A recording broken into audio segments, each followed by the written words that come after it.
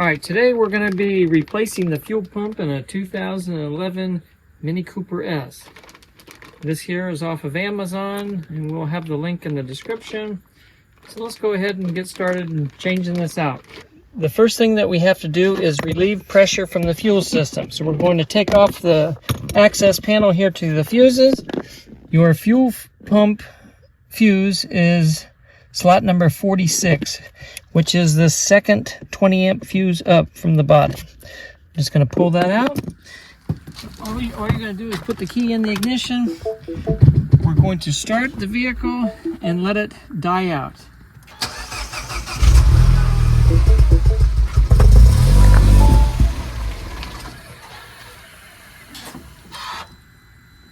All right, now that we have let the engine die out, we're going to go over and disconnect the battery. So we're going to remove this access panel here, and we're going to go ahead and loosen up the battery. Okay, now that we have the battery disconnected, we're going to go ahead and come in here and remove this back seat. And so basically all you do to remove this back seat is you're going to pull up on it and pull it forward, and it just pops up. All right, the next thing we have to do is remove the cover for the fuel pump. There's two compartments here on the Mini Coopers. The passenger side is your fuel filter. The driver's side is your fuel pump. This is a 10 millimeter nut. Okay, once we have these loose, we're going to go ahead and pry off this compartment.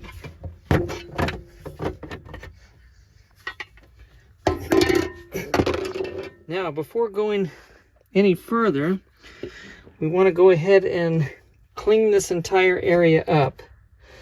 So we'll go ahead and start that now. Okay, so the first thing you're going to do is remove this plug. It's a little bit interesting, but what you're going to do is, see how the slider right here moves out? You're going to want to push the slider off to the side, and then you'll be able to pull the plug out. It's just kind of a strange design. The next thing that we're going to do is we're going to use this screwdriver and this mallet to loosen this locking mechanism.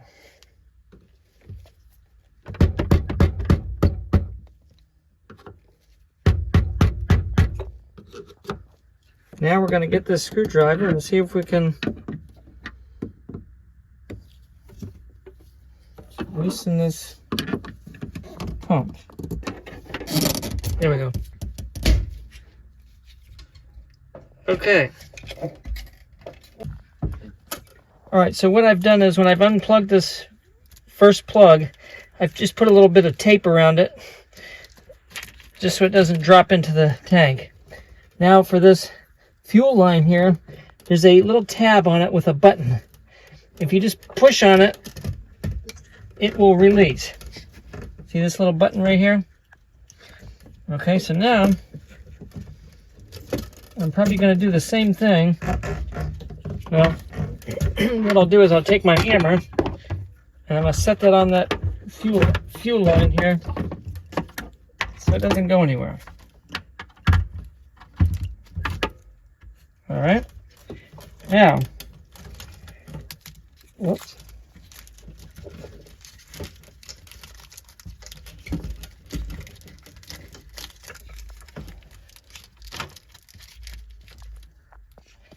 Okay, so the next thing I'm going to do is remove this pump.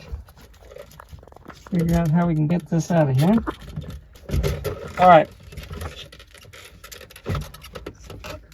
Alright, so here now we have the fuel pump, the new one.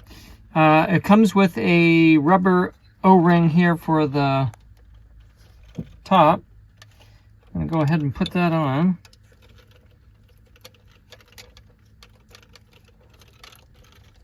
This all nice and snug.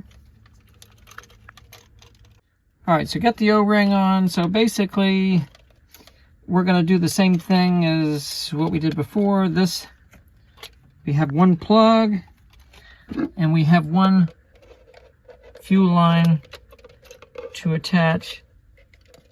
We have the plug to plug in and the fuel line to attach here. Now, they don't give you much room to work with, so I'm going to have to put the pump in the tank first and then go ahead and hook up these two lines.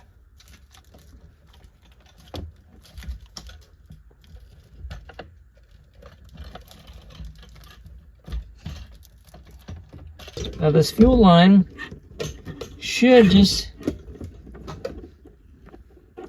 push down onto the new line and snap in, which it did. There's a hose in here that sits into these clips. You just got to make sure that that sits back in those clips. Other than that, it's ready to be put back together.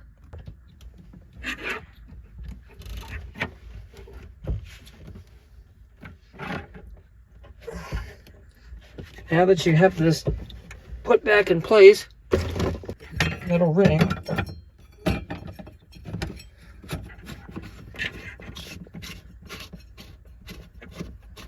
I'll go ahead and tighten it back up.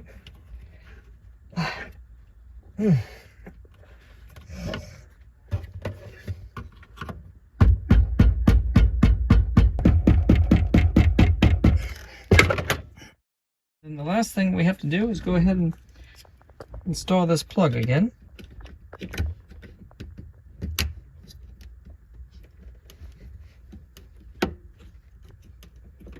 Alright, so now we're going to go ahead and put this cover back on with all of our little nuts. These were a 10mm nut.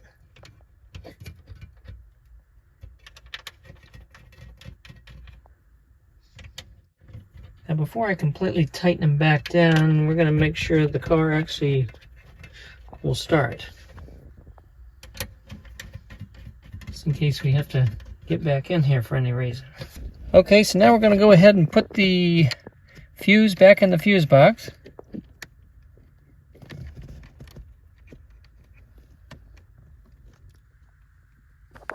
Okay.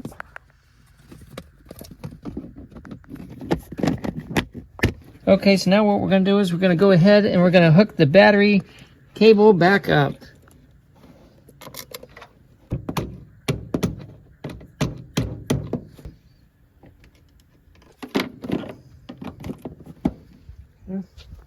Okay, so now what I'm going to do is before I start the vehicle, I'm going to go ahead and just push the start button, but not to start, just to basically to prime the pump.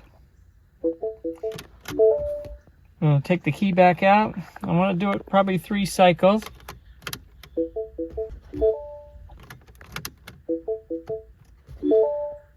Alright, now this time we're going to try to start it.